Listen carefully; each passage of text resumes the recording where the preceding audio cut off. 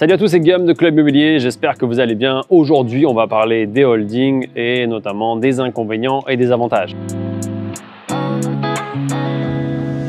Alors tout d'abord, dans les inconvénients, on va voir un peu le même principe que la SCI, c'est-à-dire que la holding va nous obliger des coûts de création et des coûts de gestion comptable. Aujourd'hui, si vous passez par un expert comptable, un avocat fiscaliste ou même votre notaire pour créer votre SCI ou votre holding, ça va vous coûter de l'argent, ça va vous coûter en général. Alors il y a des grosses variations, j'ai déjà vu des devis passer à 4 500 € pour certains de nos clients, par d'autres cabinets évidemment. 4 500, ça peut aller en gros de 2 000 à 4 500 pour donner un peu un ordre de grandeur, de coût de création de ces structures.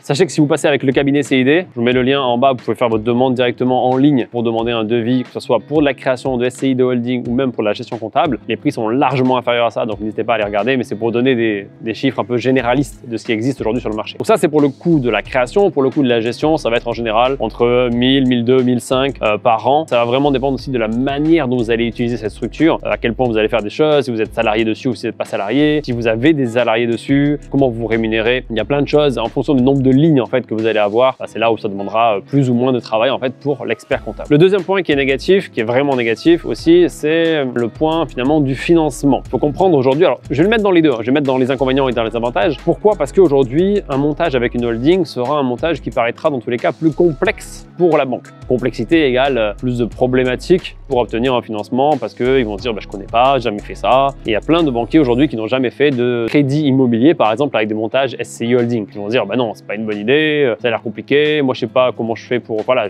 ma direction n'a jamais vu ça, trop compliqué, j'ai pas envie de le faire. Donc vous aurez souvent cette problématique là. Mais vous verrez qu'il y a aussi un autre côté qui est quand même beaucoup plus positif et j'en parlerai dans la partie des avantages. Donc ça c'est vrai que c'est une contrainte, mais une fois que vous avez trouvé la bonne personne qui accepte de le faire, finalement c'est bon, voilà, il faut juste arriver à trouver le bon interlocuteur qui va accepter des montages comme celui-ci, uniquement évidemment avec des conseillers pros et pas avec des conseillers particuliers, mais vous allez voir que une fois que vous avez trouvé cette personne, c'est bon, c'est ok, ça file. Il n'y a pas beaucoup en soi de problématiques et d'inconvénients en réalité à une holding, si ce n'est, encore une fois, je vous dis, les coûts de gestion et de création, c'est tout. Finalement, c'est la vraie problématique. Donc maintenant, quels sont les avantages au final d'avoir une holding dans son patrimoine? Sachant que, attention, je ne vous demande pas et je n'impose à personne et je ne dis à personne que c'est la meilleure des idées d'avoir une holding et que c'est adapté à tout le monde. C'est pas pour tout le monde, c'est pas adapté à tout le monde. Si vous avez un bien immobilier avec un appartement à l'intérieur, ça sert pas forcément à grand chose aujourd'hui d'aller sur un projet avec une holding. Par rapport aux avantages, il y en a pas mal, il y en a beaucoup en fait. Donc le premier avantage, c'est que la holding va vous permettre de réinvestir les bénéfices des sociétés filles. Donc vous aurez un montage avec en gros deux niveaux, c'est-à-dire en haut vous aurez la holding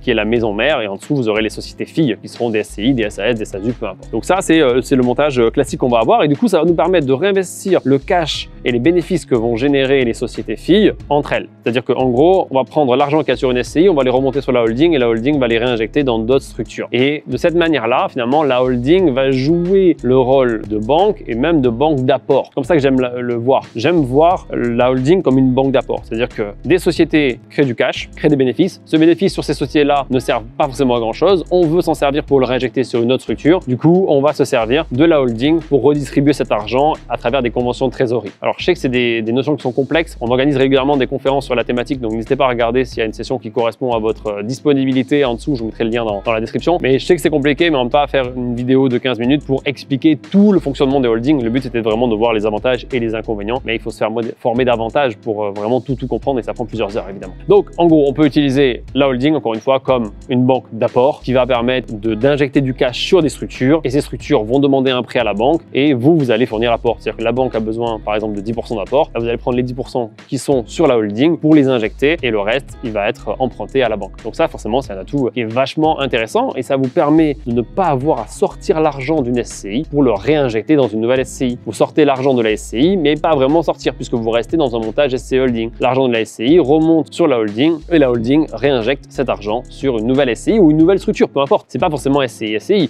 ça peut être SAS, SCI, ça peut être par exemple aujourd'hui, si on devait faire le parallèle avec Club Immobilier, ça pourrait être Club Immobilier qui remonte l'argent dans de la holding, donc qui récupère les bénéfices de Club Immobilier, qui réinjecte dans la holding et cette holding prête de l'argent derrière à une nouvelle SCI pour acheter par exemple les bureaux de Club Immo. Voilà, ça c'est un montage qui correspond et au final, j'ai pas besoin de sortir l'argent de Club Immo pour le réinjecter dans une SCI, ça passe par la la holding et du coup, il y a des avantages, notamment ce qu'on appelle le régime mère-fille qui permet de faire de grosses économies dans les transferts d'argent. N'hésitez pas à vous former sur cette thématique extrêmement importante. Donc ça vous permet en gros de limiter les frais lorsque vous faites des remontées de dividendes dans une holding. L'objectif également, on n'en parle pas souvent, c'est que la holding va vous permettre, notamment quand vous avez que des SCI en dessous, de faire des placements de trésorerie et d'investir l'argent d'une manière différente. Aujourd'hui, par exemple, Club Immobilier utilise sa holding pour investir en crypto.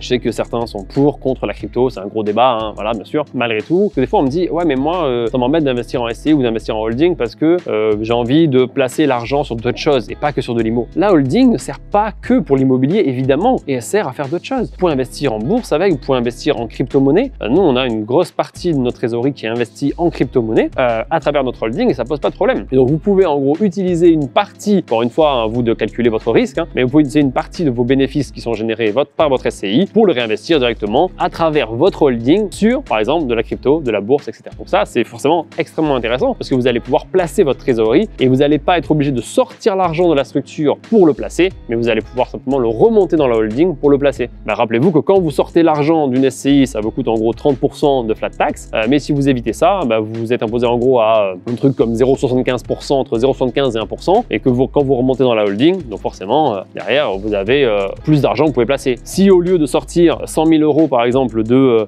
votre SCI vers vous-même, ça va vous coûter en gros 30 000 balles si vous le faites, si vous le remontez dans la holding, ça va vous coûter à peu près 750 euros. Au final, vous imaginez bien que vous avez 29 000 euros de plus pour investir, donc surtout quand vous faites en crypto, ça peut être vachement intéressant. Ce qu'il faut également comprendre, c'est que la holding, avec une holding, vous avez la possibilité de la créer plus tard. Vous n'êtes pas obligé de vous dire, ok, je veux faire un montage SCI holding, donc je crée d'abord ma holding, puis ma SCI. Dans la logique, si vous voulez être tout seul dans votre structure, oui, mais en réalité, si vous êtes un couple, vous êtes déjà à plusieurs pour créer votre SCI ou que vous avez déjà votre SCI créé, c'est pas un problème de mettre en place sa holding plus tard. Vous pouvez très bien avoir un montage sur lequel, voilà, vous avez créé 2 SCI déjà, et maintenant vous vous dites, bah tiens, ça serait bien de réutiliser un peu le cash de ces SCI pour investir sur d'autres choses ou pour le placer, et de mettre en place une holding qui va racheter des parts de vos SCI respectives et ou de vos SAS, peu importe. Et ça peut se faire après tout simplement. Donc avec des actes de cession de parts, comme on appelle, qui vont simplement faire des rachats au prorata de ce que vous voulez vendre. Hein. Vous pouvez avoir votre SAS que vous voulez revendre à, je sais pas moi, à 50% de votre holding ou à 40% ou à 99%. Ça va dépendre notamment de la méthode de rémunération que vous voulez avoir après et comment vous voulez